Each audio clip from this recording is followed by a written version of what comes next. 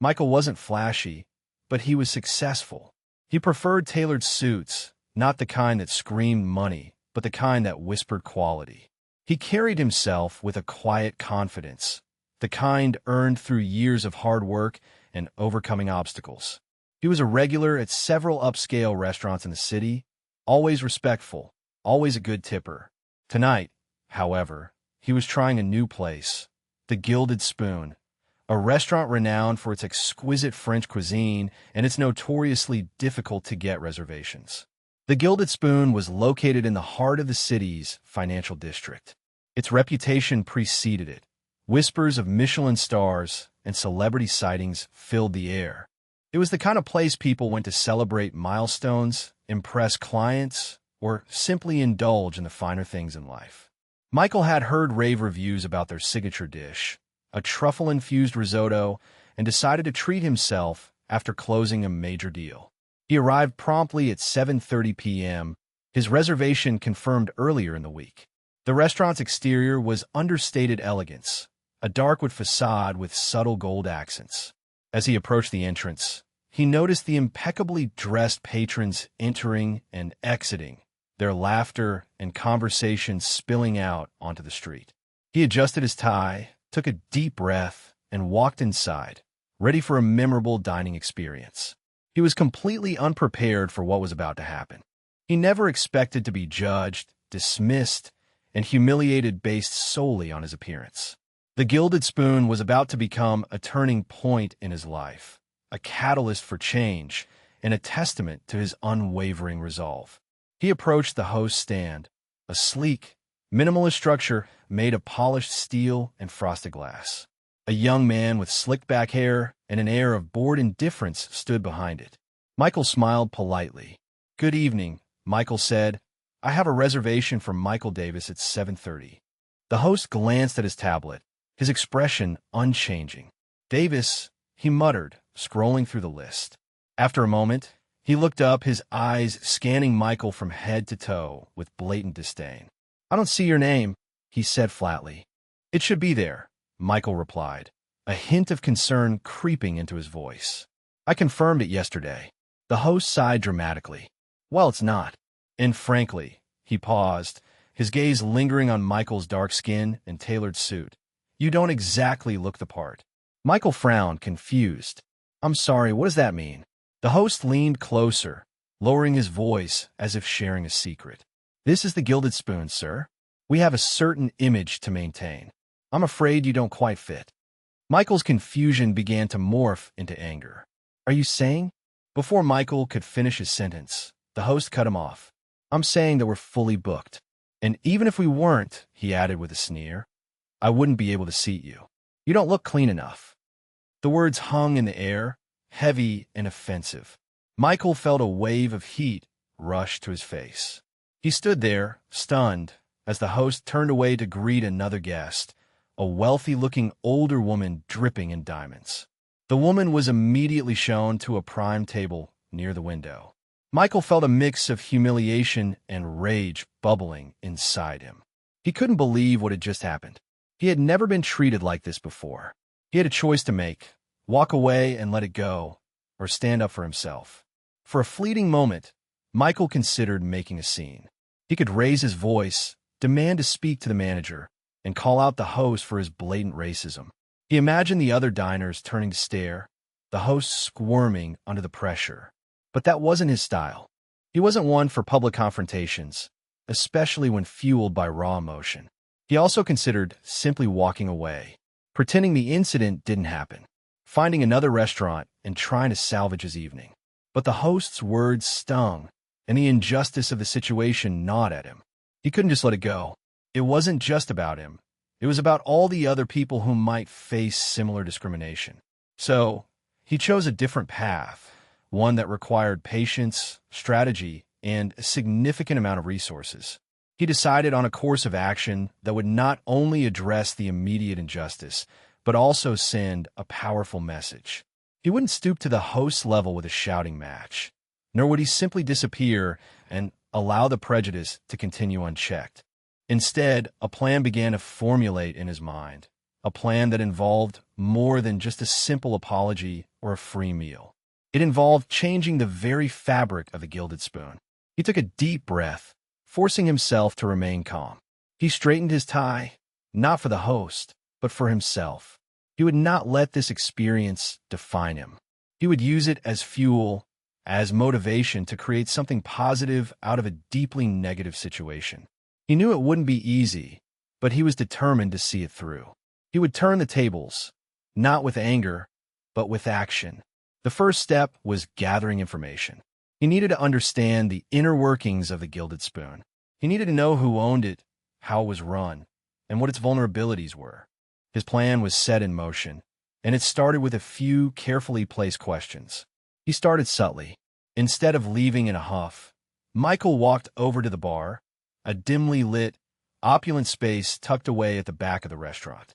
He ordered a glass of water, feigning a sudden thirst.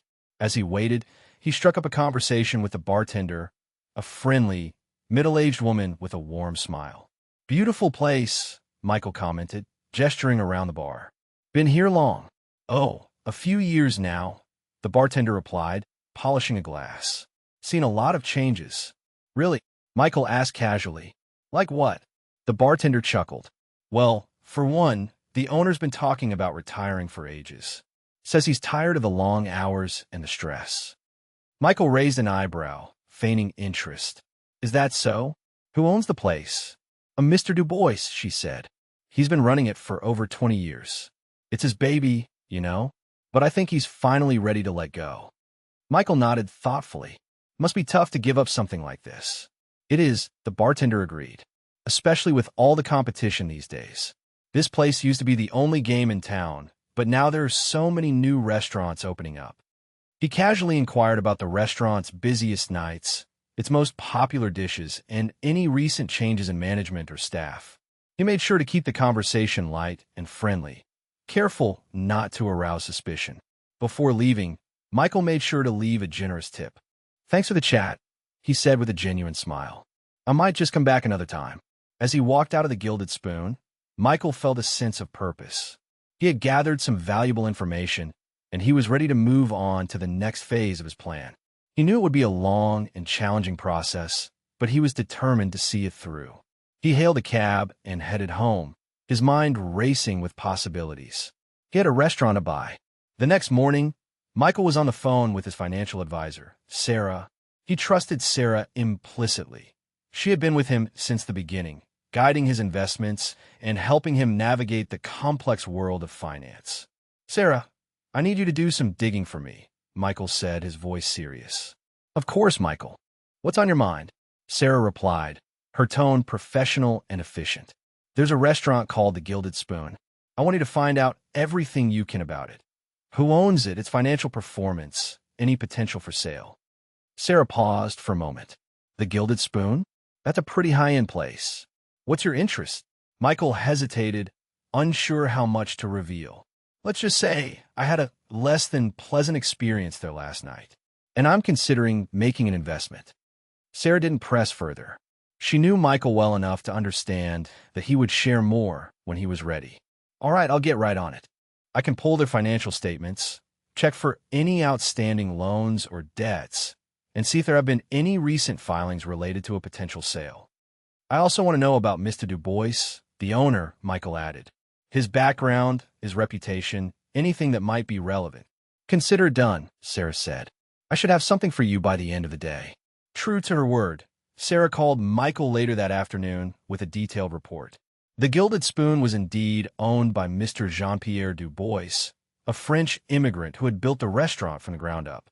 While it had been highly successful in the past, its financial performance had been declining in recent years due to increased competition and changing consumer tastes. Mr. Du Bois was rumored to be considering retirement, but he hadn't officially put the restaurant on the market. "It looks like he's in a bit of a bind," Sarah explained. "He's proud of what he's built, but he's also tired and doesn't want to see the restaurant decline further. He might be willing to sell, but he's probably looking for the right offer." Michael thanked Sarah for her hard work. He now had a clearer picture of the situation. The Gilded Spoon was vulnerable, and Mr. Du Bois might be willing to sell, but it would take more than just money to convince him. It would take a compelling vision and a promise to preserve the restaurant's legacy, or perhaps create a new one. With Sarah's information in hand, Michael decided it was time to make his move. He contacted a reputable business broker, someone known for their discretion and their ability to handle sensitive negotiations. He explained his interest in acquiring the Gilded Spoon, emphasizing his desire to remain anonymous, at least for the time being. The broker, a seasoned professional named Mr. Henderson, listened intently, his expression betraying nothing. He had seen all kinds of deals in his career, but this one had a unique twist. He was intrigued. "So, Mr. Davis," Mr. Henderson said, using the alias Michael had provided, "you want to acquire the Gilded Spoon, but you don't want Mr. Du Bois to know who you are?" "That's correct," Michael replied. "At least not initially. I want to make an offer based purely on the restaurant's merits, not on any personal feelings." Mr. Henderson nodded thoughtfully. "I understand. I can work with that. I'll reach out to Mr. Du Bois and gauge his interest in selling. If he's open to it, I'll present him with a preliminary offer, keeping your identity confidential." A few days later, Mr. Henderson called Michael with an update. "Mr. Du Bois is intrigued," he said. "He's not actively looking to sell, but he's willing to entertain an offer. He's very attached to the restaurant, so he's not just looking for the highest bidder. He wants to make sure it goes to someone who will respect its legacy." Michael took a deep breath. This was it. "All right, let's make him an offer. A generous one, but not outrageous. I want to show him that I'm serious, but also that I understand the restaurant's value." The initial offer was substantial, enough to catch Mr. Du Bois's attention, but not so high as to scare him away. It was a carefully calculated move, designed to open the door for further negotiations. The waiting game had begun. Michael knew that buying the Gilded Spoon would be a complex and delicate process, but he was prepared to play the long game. He was determined to turn his negative experience into a positive outcome, not just for himself, but for everyone who had ever felt excluded or discriminated against. Mr. Du Bois's initial reaction to the offer was a mixture of surprise and reluctance. He had poured his heart and soul into the Gilded Spoon for over 2 decades, and the thought of parting with it was deeply unsettling. He paced the floor of his office, a cramped space filled with framed photographs and mementos from the restaurant's glory days. "A generous offer, you say?" Mr. Du Bois asked Mr. Henderson, his voice thick with emotion. "But who is this Mr. Davis? Why does he want my restaurant?" Mr. Henderson remained calm and professional. "Mr. Davis is a successful businessman with a passion for fine dining," he explained. "He admires what you've built here, Mr. Du Bois, and he believes in the restaurant's potential. He wants to take it to the next level."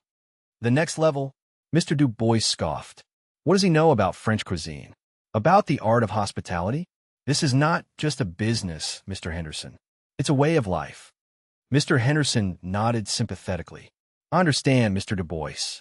But Mr. Davis is willing to invest significant resources to ensure that the Gilded Spoon continues to thrive. He's committed to preserving its legacy and building upon its success." Mr. Du Bois hesitated. He knew that the restaurant had been struggling in recent years, and he was tired of the long hours and the constant pressure. He also knew that he was getting older, and he didn't have the energy to keep up with the changing times. "Tell me more about this, Mr. Davis," Mr. Du Bois said, his voice softening slightly. "What are his plans for the restaurant? Will he keep the same menu? The same staff?" Mr. Henderson smiled. "Those are all questions we can discuss, Mr. Du Bois. Mr. Davis is open to your input. He wants to work with you to ensure a smooth transition." Over the next few weeks, Mr. Henderson and Mr. Du Bois engaged in a series of intense negotiations. Mr. Du Bois was determined to protect his restaurant's legacy, while Michael, through Mr. Henderson, was equally determined to acquire it. It was a delicate dance, a battle of wills, but both parties were ultimately driven by a shared goal: to ensure the future success of the Gilded Spoon. The price was only part of the equation. Mr. Du Bois needed assurances that his life's work would be respected. The negotiations were a roller coaster of emotions. Mr. Du Bois, torn between his pride and the undeniable reality of the restaurant's declining fortunes, vacillated between acceptance and rejection. He would agree to a certain price one day, only to retract at the next, citing sentimental reasons or expressing doubts about Mr. Davis's true intentions. Mr. Henderson, acting on Michael's behalf, remained patient and persistent. He understood Mr. Du Bois's emotional attachment to the restaurant and tried to address his concerns with empathy and understanding. He assured Mr. Du Bois that Mr. Davis was committed to preserving the restaurant's legacy, to honoring its traditions, and to investing in its future. Michael, though remaining behind the scenes, was unwavering in his resolve. He knew that Mr. Du Bois's reluctance stemmed from a deep-seated fear of losing control, of seeing his life's work fall into the wrong hands.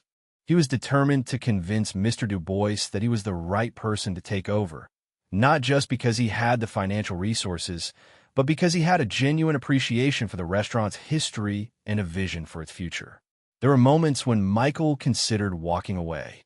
The negotiations were dragging on, and Mr. Du Bois's indecisiveness was becoming increasingly frustrating. But Michael reminded himself of the reason he had started this process in the first place. It wasn't just about buying a restaurant. It was about standing up to prejudice, about creating opportunities, and about making a difference. He was driven by a principle that transcended financial gain. He instructed Mr. Henderson to make one final offer, a take-it-or-leave-it proposition that reflected his commitment to the deal, but also his limits of patience. He included guarantees about preserving the menu, retaining the staff, and even involving Mr. Du Bois in an advisory role for a limited time. It was a generous offer, a testament to Michael's sincerity. The ball was now in Mr. Du Bois's court. The waiting began again, perhaps the most agonizing wait of all. Would Mr. Du Bois finally agree to sell, or would Michael's plan fall apart? The call came late one evening. Michael was at home, trying to distract himself with a book, but his mind was elsewhere. The phone rang, and he saw Mr. Henderson's name on the caller ID. He took a deep breath and answered. "Mr. Davis," Mr. Henderson said, his voice sounding both relieved and slightly weary. "We have a deal." Michael's heart skipped a beat. "He accepted?" "He did," Mr. Henderson confirmed. "He was very impressed with your final offer, especially the guarantees about the staff and his advisory role. I think he finally realized that you were the right person to take over." A wave of relief washed over Michael. He had done it. He had bought the Gilded Spoon. "That's fantastic, Mr. Henderson. Thank you for everything." "My pleasure, Mr. Davis," Mr. Henderson replied. "It was a challenging negotiation, but I'm glad we were able to reach an agreement. The paperwork will be drawn up in the next few days, and the transfer of ownership will be finalized shortly thereafter." Michael hung up the phone and leaned back in his chair, a sense of satisfaction washing over him. He had accomplished his goal, but he knew that the real work was just beginning. He now owned the Gilded Spoon, but he had a bigger plan in mind than just running a successful restaurant. He wanted to create a place where everyone felt welcome, where diversity was celebrated, and where prejudice was a thing of the past. The first step was to introduce himself to the staff and let them know about the change in ownership. He decided to do it in person, to show them that he was committed to transparency and open communication. He scheduled a meeting for the following week, a meeting that would undoubtedly be filled with anticipation and uncertainty. He knew that some of the staff might be apprehensive about the new owner, especially after so many years under Mr. Du Bois's leadership. But he was confident that he could win them over with his vision and his commitment to creating a positive and inclusive work environment. He also knew that he had to address the incident with the host, the reason he had embarked on this journey in the first place. He had to confront the prejudice head-on and make it clear that such behavior would not be tolerated under his ownership. The following week, Michael arrived at the Gilded Spoon, not as a potential customer, but as its new owner. He walked through the familiar entrance, this time with a sense of authority and purpose. He could feel the weight of responsibility on his shoulders, but he was also filled with a sense of excitement and anticipation. He had asked Mr. Du Bois to gather the entire staff in the main dining room. As he entered, he could feel the nervous energy in the air. The staff members were all there, from the head chef to the dishwashers, their faces etched with curiosity and apprehension. Even the host, the young man who had denied him service, was present, his eyes darting nervously around the room. Mr. Du Bois stood at the front of the room, his expression a mixture of sadness and resignation. He cleared his throat and began to speak. "As you all know," he said, his voice wavering slightly, "I have been running the Gilded Spoon for many years. It has been my life's work, my passion. But the time has come for me to move on." He paused, taking a deep breath. "I have sold the restaurant to a new owner. I want to introduce you to Mr. Michael Davis." Mr. Du Bois stepped aside, and Michael stepped forward. He could feel all eyes on him, scrutinizing his every move. He took a deep breath and began to speak. "Good morning, everyone," he said, his voice calm and confident. "My name is Michael Davis, and I am the new owner of the Gilded Spoon." A murmur went through the crowd. Michael paused, allowing his words to sink in. He knew that this was a pivotal moment, a chance to set the tone for his leadership. He looked around the room, making eye contact with each staff member, including the host who had so rudely dismissed him just weeks before. He knew that he had to address the elephant in the room, the incident that had sparked this entire chain of events. It was time to confront the prejudice head-on and make it clear that the Gilded Spoon was about to undergo a transformation. Michael paused, his gaze sweeping across the room until it landed on the host, who was now visibly sweating.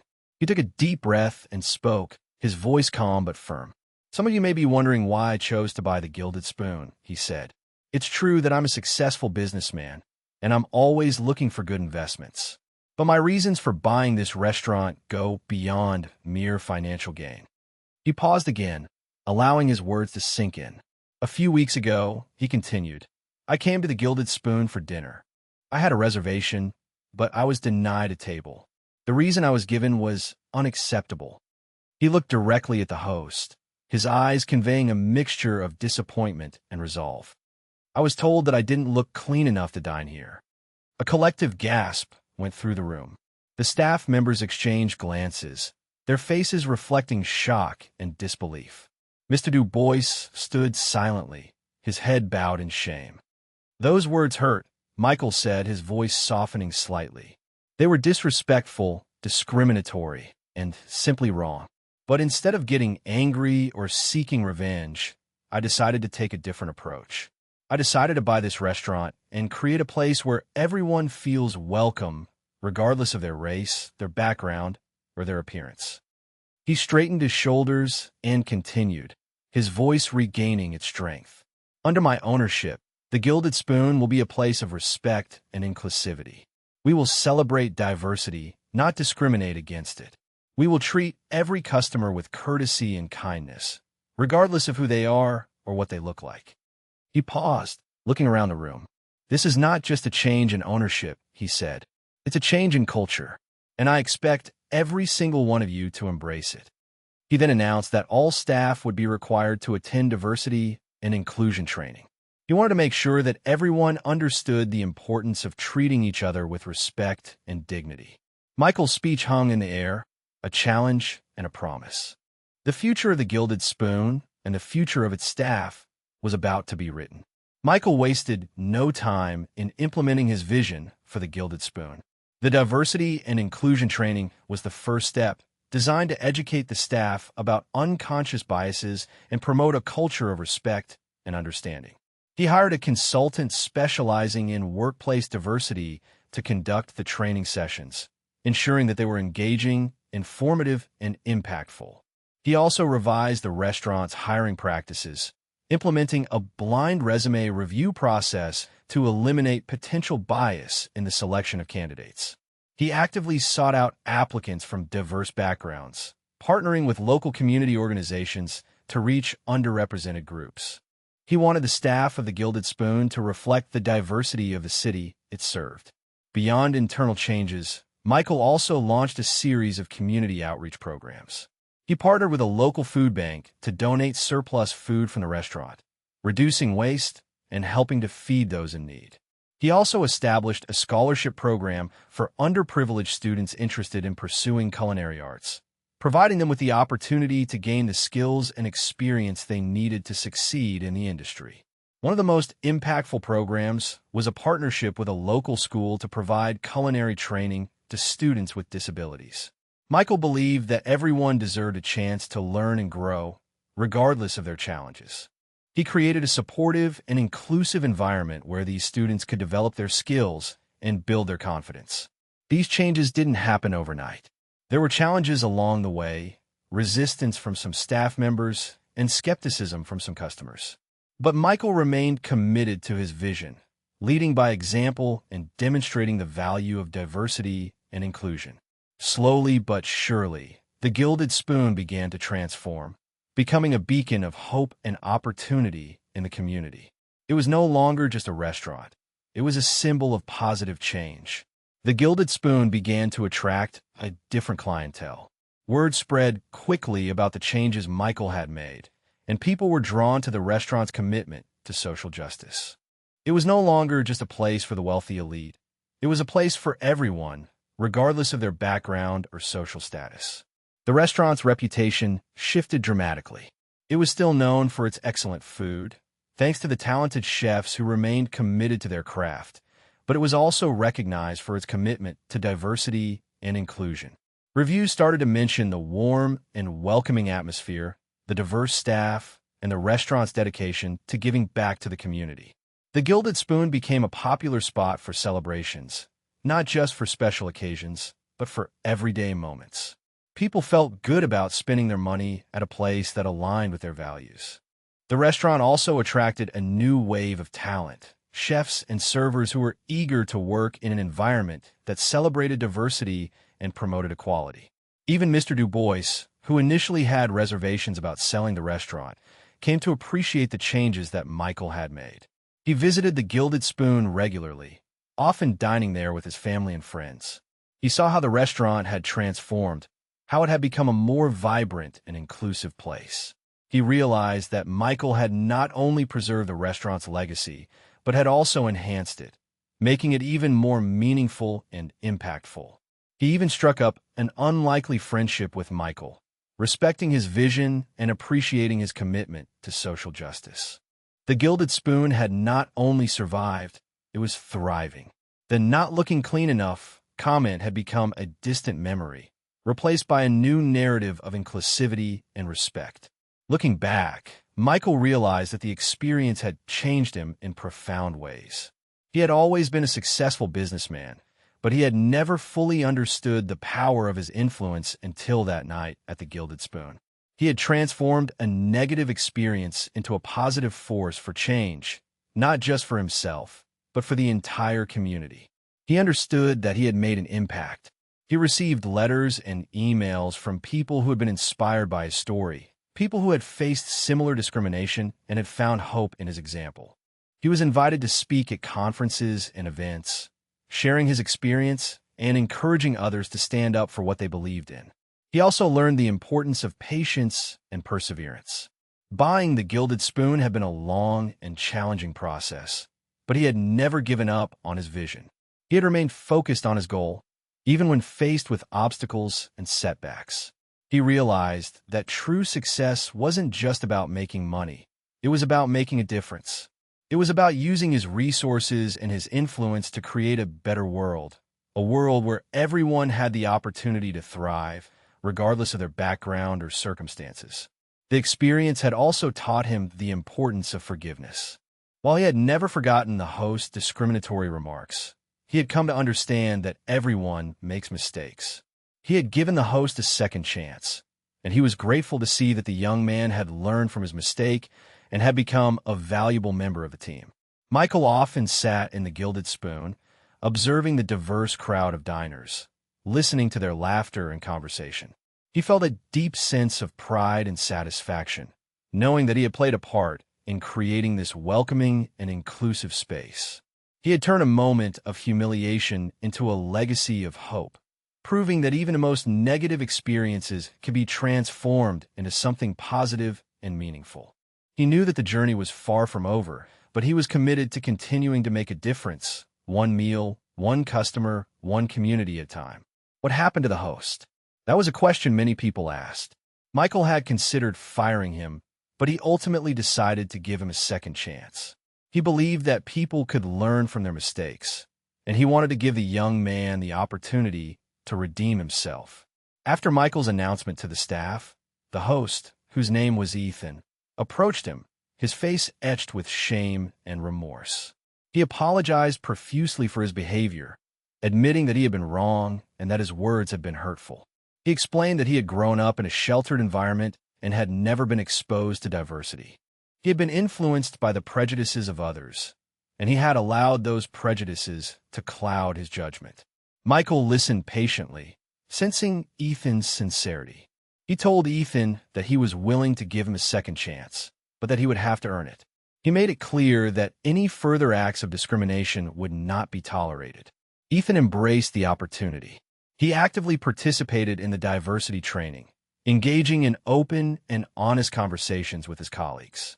He volunteered to work at community events, interacting with people from different backgrounds and learning about their experiences.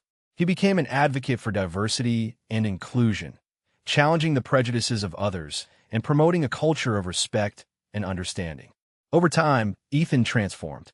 He became a valuable member of the team, known for his kindness, his empathy, and his commitment to treating everyone with dignity. He even became a mentor to other young employees, sharing his experiences and helping them to avoid making the same mistakes he had made. Michael was proud of Ethan's transformation. He had proven that people can change, that they can learn from their mistakes, and that they can become better versions of themselves.